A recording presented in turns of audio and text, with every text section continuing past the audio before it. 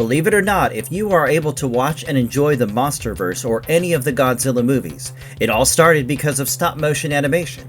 And I'll come to that later, but for now, let me just quickly tell you just how difficult the process of stop-motion animation is to carry out. You see, stop-motion animation is making tiny changes to a puppet or subject and photographing these changes, so that when played in sequence, the subject seems alive on film. You know, like it's moving. In fact, some stop motion can be as detailed as 24 frames per second. That is 24 different frames pictured in a single second. The Humpty Dumpty Circus from 1898 is credited as the first documented commercial stop-motion film, and since then several artists like Willis O'Brien, Ray Harryhausen, and Tim Burton have kept the style alive. Today, studios like Laika, which make movies like Coraline, Kubo, and The Two Strings and Missing Link, are doing exceptionally well. So if you thought stop motion is only cute little puppets and children's films, there might be more to it. And that's why, in this video, I'm going to explore the 15 most epic stop motion animated creature movies of all time, starting at number 1 with the 9 decades old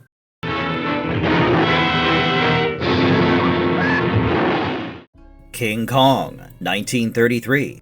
So stop-motion animation, of course, did not start with the 1933 King Kong movie, but it used the filming technique in such a way that proved cinema could also project all kinds of emotions using it, instead of just action sequences. That's why King Kong is often noted as the real turning point of stop-motion animation. It also became the first feature film to use stop-motion animation as well as live action, which is why what Willis O'Brien did is still relevant some 93 years later. O'Brien's miniature creatures first drew attention at the 1915 San Francisco World's Fair, which led to The Dinosaur and The Missing Link. That short impressed a man named Thomas Edison. Yep, the light bulb one. Edison was also the one who invented the motion picture camera, and he hired O'Brien for more animated work. So when O'Brien became special effects supervisor on King Kong, he already had a pretty good resume. With Marcel Delgado, he helped create Kong through a mix of full-size busts, an arm, a leg, and mostly an 18-inch puppet made from metal, rubber, and fur. The animation took over a year, with 7 weeks spent on the Kong and T-Rex fight alone. But the miracle is how it all came together. O'Brien used miniatures, traveling mats, rear projection, miniature rear projection, matte paintings, animation, and the dunning process to place actors and monsters inside the same world. The result made Kong feel like a character in his own right, without reducing him to a monster. You could see that Kong felt emotions such as rage, power, pain, and of course, the loss of losing a woman. The film earned over $4 million, became one of the decade's major hits, and later inspired legendary filmmakers like Ray Harryhausen, Tim Burton, as well as Peter Jackson. And that's the legacy that King Kong has left. It was not just a movie about a beast who was killed by a beauty, it was also a movie where the beast was more than bestial. The Valley of Gwangi, 1969. The Valley of Gwangi is basically King Kong but with cowboys and a whole lot of that western swagger. The story takes place in early 20th century Mexico, where a young girl named T.J. Breckenridge runs a rodeo that's not doing so well, and is in need of a serious boost. Her former lover, Tuck Kirby, once a stuntman with Buffalo Bill's Wild West show, wants to buy her out, although his interest in her is still pretty much there, and it's super evident too. Anyway, the rodeo's only remaining hope seems to be El Diablo, a strange little horse that TJ believes can pull crowds. Later, Tuck meets British paleontologist Horace Bromley in the nearby desert, where Bromley has found fossilized horse tracks.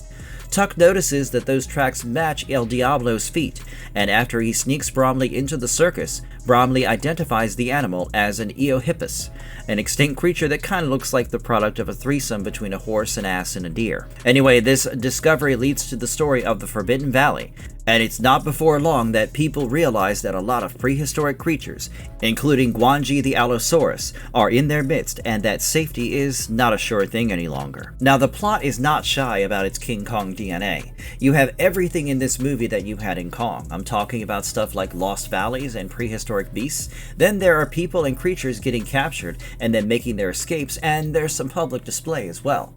And yet, Ray Harryhausen's stop-motion work is what gives the movie its individuality. And if you watch the film, you'll realize that the cowboys' attempts to rope the tiny eohippus have a comical element to it. Chris Arden's fight with the pterodactyl gives the adventure a heightened danger quotient, and the Gwangi sequences are where the film earns its keep. The roping of Gwangi, his battle with the Stegosaurus, the town climax, the fight with the circus elephant, well, all of these have that handcrafted feel to them, and the credit obviously goes to Harryhausen, who did so well. Interestingly enough, the movie was actually an old Willis O'Brien idea from the 1940s, and after his death, Harryhausen decided to use the cowboys versus dinosaurs concept of his mentor and turn it into a movie, sort of like a tribute. Clash of the Titans, 1981. King Acrisius of Argos starts this whole mess, and believe it or not, he starts getting jealous of his own daughter Danae's beauty, so much so that upon failing to handle his jealousy, he imprisons her. Somehow Zeus takes an interest in the young girl and knocks her up, which results in Perseus. When King Acrisius gets to know about it, like any self-respecting evil mythological king, he locks his daughter and her child in a wooden chest and sends it to the sea. Zeus obviously gets pissed off, and as a response, he first kills Acrisius and then tells Poseidon to release the Kraken on Argos. Meanwhile, Danae and Perseus survive and reach Seriphos. Years later, the story moves to Joppa, where Calibos, the cruel son of Thetis, has managed to get divine punishment. He was meant to marry Princess Andromeda, but after several atrocities, including the destruction of Zeus's sacred winged horses with the sole exception of Pegasus, so Zeus turns him into a monster to match his heart. But one thing leads to another, and although Perseus manages to win Andromeda's heart, Cassiopeia demands that Andromeda be sacrificed to the Kraken, and it falls to Perseus to save Andromeda. But how could a human possibly defeat the Kraken? There's a lot going on in this classic movie, but its real magic actually is born from what Ray Harryhausen did. Apart from the grand design and idea, Mr. Harryhausen's stop-motion creatures give the movie its identity. Say for instance Calibos and his vulture, or the way Pegasus is portrayed on screen. Then there's of course Medusa and the legendary Kraken. All of these non-human elements were masterfully brought to life in the movie, despite the restrictions that lack of technology posed during the early 80s. Medusa especially is a killer piece of monstercraft, with a snake-like lower body that differs from many older versions of the myth. I'd honestly call her one of the film's strongest creations, because the film managed to make her feel scary without making anything feel cringe. Kubo also had two models. One was a remote-controlled version for actor interaction, and another was a stop-motion model for more precise movement. Harryhausen also served as co-producer, but he retired from film shortly after this release.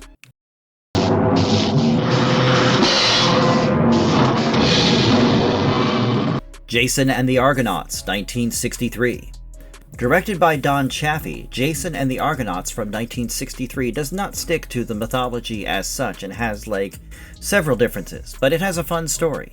And of course, it is only made better because of Ray Harryhausen's stop-motion work. We meet the gods of Olympus once again, and once again, they see human lives as little more than expendable, and almost like pieces in a board game. Peleus murders the royal family of Thessaly, with the exception of young Jason, who is saved by someone. On the other hand, Peleus is asked to be wary of a man with one sandal, because this man would become the cause of Peleus' death. 20 years later, Jason wants his throne back, and Hera and Zeus send him back to Kolchis to find the Golden Fleece. Hera helps him, but Zeus tells her she could only do that 5 times, as that was the number of times Jason's sister asked for help in Hera's temple. Anyway, in order to find the Golden Fleece, Jason then has Argos build the Argo. That is the ship that would carry his men on the adventure. Once the voyage starts, the movie turns into a chain of Harryhausen set pieces, which is the reason why we are still talking about it. The bronze giant Talos comes to life after Hercules steals from the Isle of Bronze, and it was only because of the stop motion that even though Talos seems mechanical, he looks massive and intimidating. Jason defeats him by opening the hatch near his ankle, which drains the giant's life force. After that, the crew helps blind King Phineas trap the Harpies, which is how they get his amulet, which was an extremely important article in their quest. Then comes Medea of Kolchis, daughter of King Aiatus. She falls for Jason and helps him reach the Golden Fleece, which is guarded by the many-headed Hydra. Jason kills the creature by striking its heart before using the fleece to heal Medea. But even that wasn't the end of the adventure, because Hydra's teeth became the army of the dragon's teeth. And I believe most would agree when I say that the skeleton battle is the film's crown jewel, with live actors and stop-motion warriors all coming together in one crazy sequence. And yes, Don Chaffee's direction and Bernard Herrmann's score are only elevated through Harryhausen's talent, which makes Jason and the Argonauts feel like it was handmade.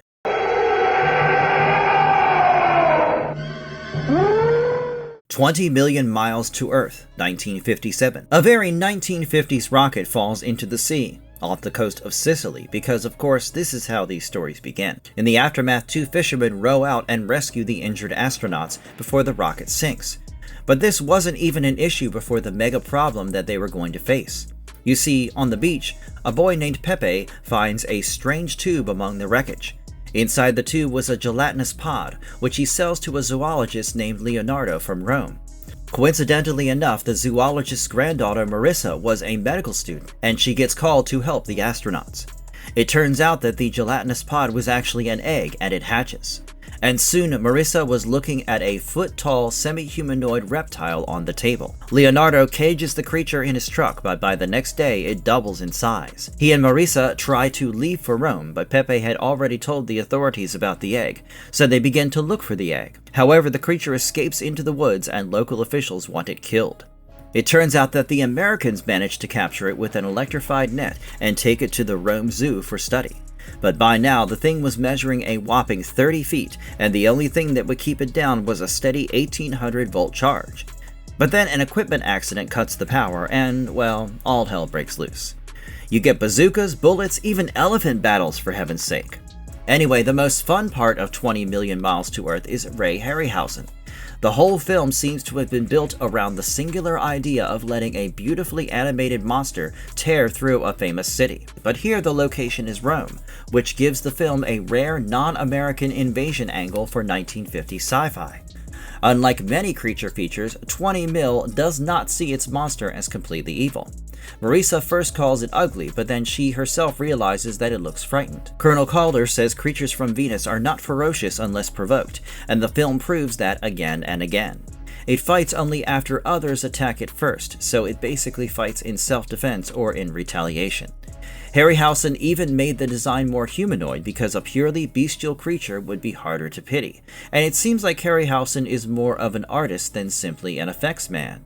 Yeah? Coraline, 2009. Coraline is a story of a young 11-year-old girl who feels neglected and unhappy because of how busy her parents are. But one day she finds a mysterious door with a tunnel behind it, and the tunnel opens for Coraline. It was warm and bright, and as a boy of 15, I was hooked at once. The tunnel led to the other world, a place where everything was sugar spice and everything nice. It was like a parallel world complete with people like Coraline's other mother, other father, other Wybie, and other neighbors who smile, pamper her, and offer answers to every small misery.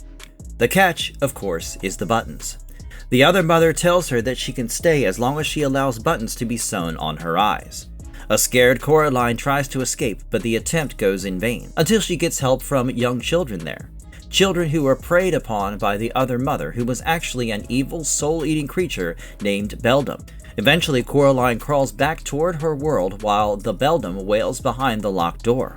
Each blow sends sick green light through the cracks, and the tunnel itself shrinks around her. The horror of Coraline is not loud, it is silent and creeping, like it engulfs a child's mind from all sides, and that's what makes the film so memorable even some 17 years later.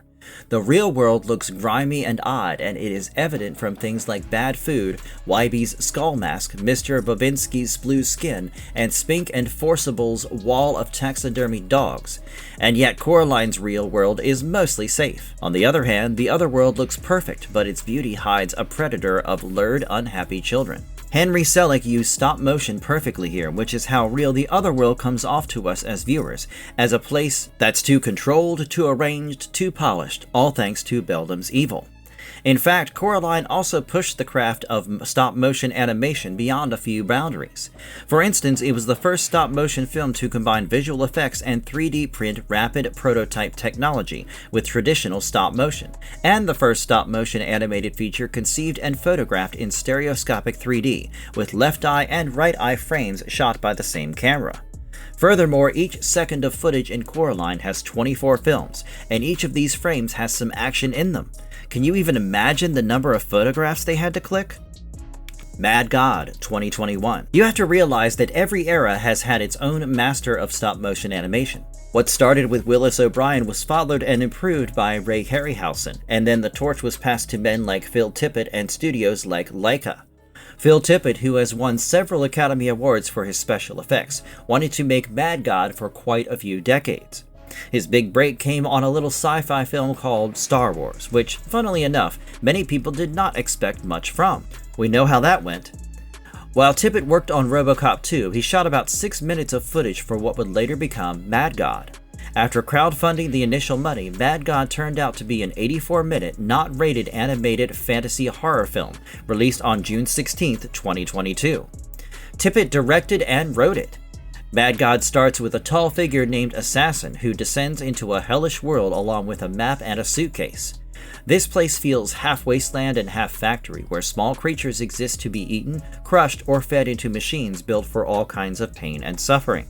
The assassin reaches a city ruled by some unseen force, shown only through eyes and a dirty mouth that speaks in baby-like babble. Beneath the city, he finds a mountain of suitcases like his own.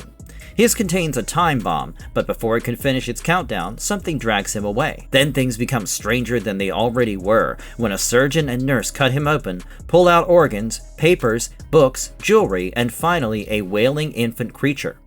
The child ends up with an alchemist who grinds it into liquid, turns that into gold, and uses the gold to birth a new cosmos. Needless to say, the story is super heavy. And that's more so because Mr. Tippett took inspiration from people like Dante, John Milton, and Carl Jung, as well as the Book of Leviticus. So yeah, Phil Tippett took more than 3 decades to finish his personal project. But if you ask me, he did a great job at it. The Nightmare Before Christmas, 1993. This movie is about Halloween Town, a fantasy Halloween-themed world full of monsters, ghosts, ghouls, and every other creature or thing that you can connect with the spooky holiday. And the town is led by Jack Skellington, the respected Pumpkin King. Every year, Jack leads the town through its Halloween celebrations, and everyone clearly loves him for it. The problem is, Jack himself has started to feel tired of the same old routine. It's always the same scares, the same applause, the same annual performances. Our boy wants something new this time. He wants a change. Then he finds a group of trees with doors to other holiday worlds, and one of them takes him to Christmas Town. This place completely throws him off. It is bright, warm, festive, and built around a kind of joy that Halloween Town does not really understand. Jack returns home like he is all fired up and tries to explain Christmas to the others, but they mostly process it through their own spooky logic. See, Jack's world is so weird that even Santa Claus becomes Sandy Claus here. After several failed attempts to explain Christmas in any sensible way, Jack decides the best solution is to improve it. So Halloween Town takes over the holiday. Clearly, The Nightmare Before Christmas's strength does not lie in its plot. You will agree that the story is thin, and many of the songs do not do as well as This Is Halloween. But visually, this thing is a feast. Henry Selick's stop-motion direction gives the film a handmade strangeness that feels very alive, as if the characters have a real soul behind them. The movie is totally creepy, but it is also funny and romantic in small doses. Totally worthy of being on your Christmas watch list this year. Kubo and the Two Strings, 2016. Kubo and the Two Strings begins in early feudal Japan with Kubo, a 12-year-old boy with one eye who lives with his ill mother named Sariatu in a mountain cave near a village. He earns money through music and magic as his shamisen brings origami to life, where he tells people the tale of his missing father, Hanzo, a samurai warrior. The only problem here is that Kubo can never finish the story. He does not know what happened to Hanzo, and Sariatu's mind has weakened so much that she cannot help him with the ending either. But she does ensure that Kubo abides with her only rule: never to step out after dark, because if he does, her sisters Karasu and Washi and his grandfather, the Moon King, will find him. In fact, the Moon King already took Kubo's left eye when he was a baby, and now he wants the other one too. One day, Kubo hears about the village's Bon Festival, where people can speak to lost loved ones. He attends, hoping Hanzo will answer through his lantern, but when nothing happens, anger takes over and he forgets the time. After sunset, the sisters find him and attack. Soria too uses her magic to send Kubo far away, and tells him to find his father's armor. Behind all this was the same studio as Coraline. Yeah, so Laika really did something astoundingly beautiful with Kubo, and you can see the effort they put in almost each frame of the movie. Announced in December 2014, the film became Travis Knight's directorial debut after Shannon Tyndall pitched it as a stop-motion samurai epic. Travis Knight is the same man who would go on to make several awesome movies, including Bumblebee, and is now ready with his upcoming Masters of the Universe movie. Even the giant skeleton was a monster-sized effort, in the sense that it was a 16-foot, 400-pound puppet, built in 2 magnetic parts and moved with a robot. For stop motion, that is pure madness, cause usually the most ideal puppets are around 12 to 14 inches tall. If you go below or beyond that, the filming process takes a major hit. The Seventh Voyage of Sinbad, 1958. The Seventh Voyage of Sinbad was the first Sinbad film made by Ray Harryhausen and producer Charles H. Sneer, long before The Golden Voyage of Sinbad and Sinbad and the Eye of the Tiger. Anyway, in the movie, Sinbad, played by Kerwin Matthews, arrives with his crew on the island of Colassa and rescues the magician Socorro from a giant cyclops. Socorro loses his magic lamp during the escape, but Sinbad refuses to return because he has bigger concerns, like his marriage to Princess Parisa of Chandra, a union meant to secure peace with Baghdad. Socorro later shrinks Parisa and tells Sinbad that only the egg of the giant rock bird from Colossa can restore her. So Sinbad gathers a convict crew, survives mutiny, returns to the island, and ends up face to face with a Cyclops, rocks, a dragon, a genie named Barani, and one very famous skeleton.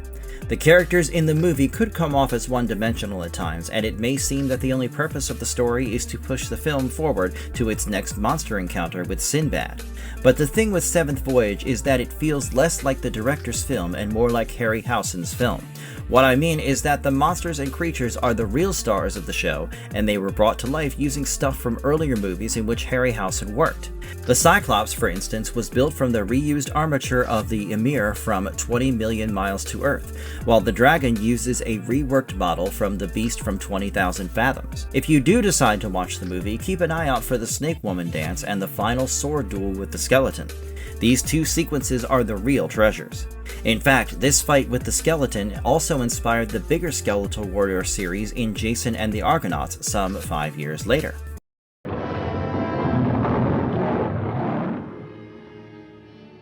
The Beast from 20,000 Fathoms, 1953. The story begins deep in the Arctic Circle, where an American team led by Professor Tom Nesbitt takes part in a nuclear weapons test called Operation Experiment. After the bomb goes off, Nesbitt and the team head into a snowstorm and come face to face with a 200-foot lizard that had been trapped in the ice. Nesbitt survives, but nobody believes his story.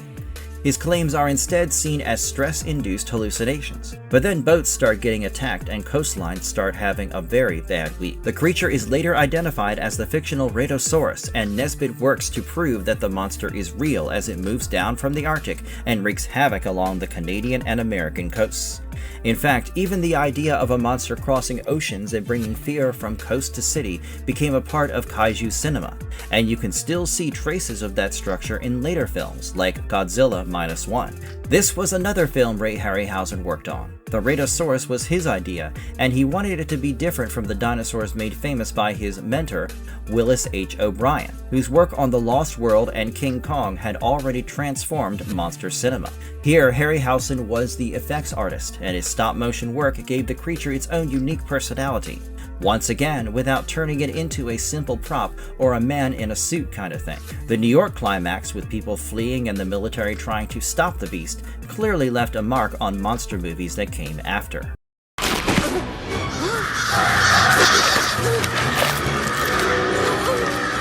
Corpse Bride, 2005. In Corpse Bride, Victor Van Dort, son of a wealthy fishmonger family, is set to marry Victoria Everglot, whose family pretends to be rich while actually having no real wealth. But the thing is, Victor and Victoria have never met before the arrangement, thanks to all that stiff upper-class decorum. Yet, when they finally meet in the Everglot foyer, there is real warmth between them. But at the wedding rehearsal, Victor forgets his lines and pretty much fumbles the ritual. So he heads into the woods to practice, and without realizing what he has done, he places the wedding ring on what he thinks is a branch. Unfortunately, or weirdly enough, it is the finger of a corpse. What was worse was that she woke up and accepted the proposal. That's when we meet Emily, the corpse bride, who takes Victor down to the afterlife and now believes he is her husband. Meanwhile, everyone above ground thinks Victor ran off with another woman, which he kinda did if I'm being honest. Back in the real world, the Everglades plan to marry Victoria to Lord Barkis Bittern, who is as trustworthy as a man as his name sounds. Co-writer and co-director Tim Burton has a profound love for the beautifully weird. He directed the movie with Mike Johnson, who had worked on The Nightmare Before Christmas, and it was because of this collaboration that Corpse Bride feels like the love child of The Nightmare Before Christmas and Beetlejuice. Johnny Depp voiced Victor, Emily Watson voiced Victoria, and Helen Bonham Carter lent her voice to Emily, thereby elevating her sadness and charm. Despite all this greatness, I think the special effects and design were the real plus factor here. The characters have those stretched, Edward Gorey-like shape, as in they have like thin legs, huge chins, round bodies, and faces from which melancholy drips like summer melting the winter snow. Above ground, the world is gray and airless, and the underworld, oddly enough, has all the color and life. Even a piano in the film was named Harryhausen as a tribute to Ray Harryhausen, which only goes on to show the film's affection and respect for stop-motion history.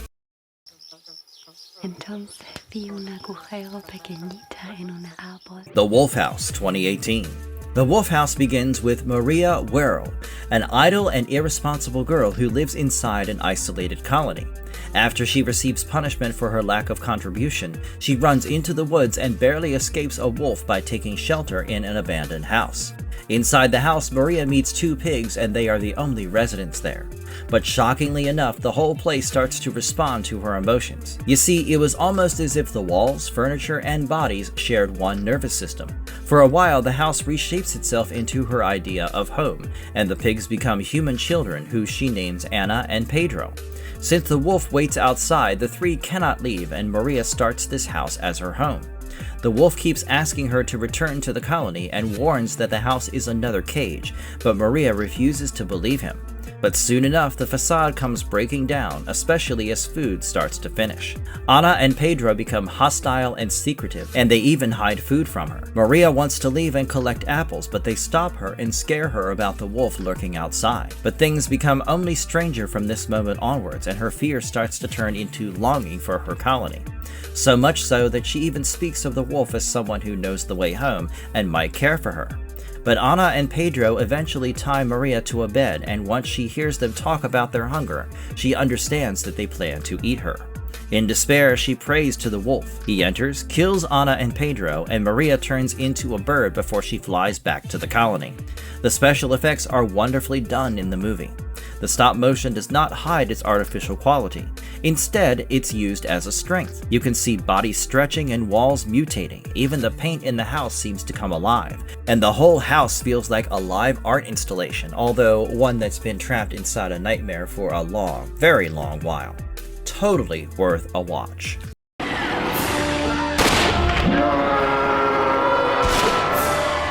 The Primevals, 2023.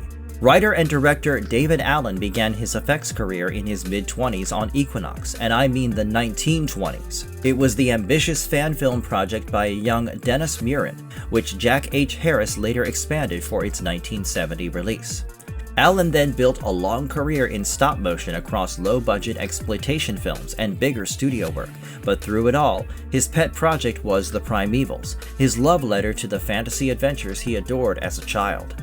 The film had been talked about as far back as the late 1970s, but it was in the 90s that Charles Band finally gave Allen funds, and he shot most of the live-action material and completed much of the animation.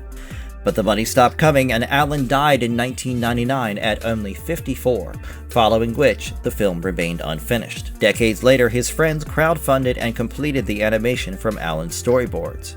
And in a way, the film took 30 years to be produced when it was finally released in 2023.